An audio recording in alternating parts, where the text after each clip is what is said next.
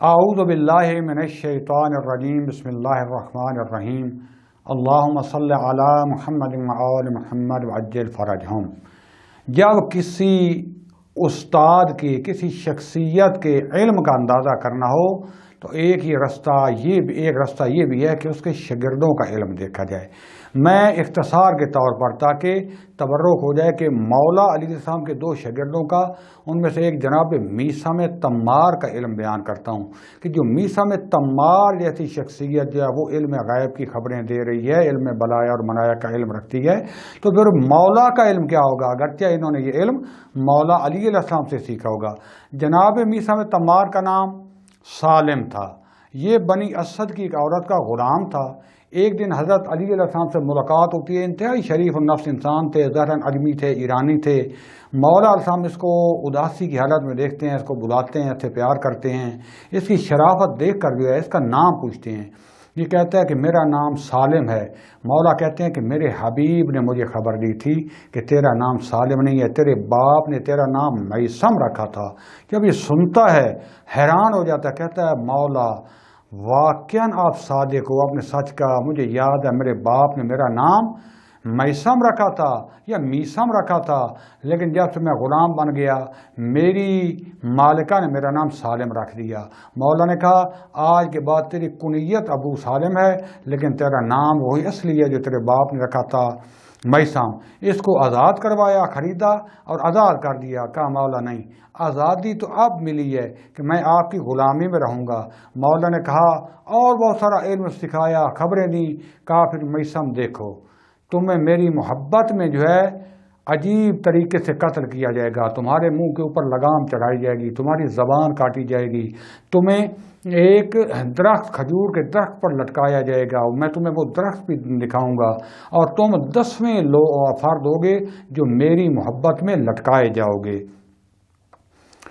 پھر 2 دن کے بعد مولا نے جا کے وہ درخت دکھایا جو عمرو ابن حریث، جس کا میں نے پہلے بھی ذکر کیا ہے، جو ابن زیاد کا کمانڈر تھا اور مختار کو جس نے گرفتار کیا تھا۔ مختار نے کیونکہ پہلے اس کی جان بچائی تھی، اس کے گھر کے سامنے وہ درخت تھا۔ اب جناب میثم جو ہے وہ لوگوں کو خبر دیتے کہ میری موت ایسے آئے گی، میرے ساتھ یہ ہوگا۔ روزانہ جا کے 2 رکعت یا چند رکعت نماز پڑھتے اس درخت کے پاس، اس کو پانی دیتے اور عمرو بن حریث سے کہتے کہ میں عنقریب تمہارا ہمسایہ بننے والا ہوں۔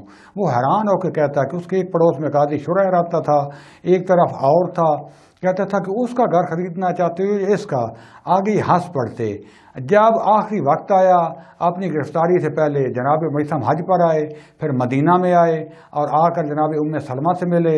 کہا میں مولا حسین سے ملنا چاہتا ہوں۔ کہا کون ہو؟ ہیثم ہو؟ کہا نہیں میں میثم ہوں۔ کہا سلام ہو تم پر، تیرے بارے میں رسول خدا صلی اللہ علیہ وآلہ وسلم مولا کو بہت سفارش کیا کرتے تھے۔ کہا مولا حسین کہاں؟ کہا وہ اپنے باغ میں گئے ہوئے ہیں۔ کہا پھر میرا سلام دے دیجیے گا، ملاقات ہوگی لیکن لگتا ہے بروز قیامت، مجھے جلدی واپس جانا ہے۔ فوری واپس آئے تو ابن زیاد نے گرفتار کروا لیا اور کہا کہ مولا کے سب سے قریبی شاگردوں میں سے یہ ہے۔ کہا تو کون ہے؟ کہا بندہ خدا۔ کہا تیرا خدا کہاں ہے؟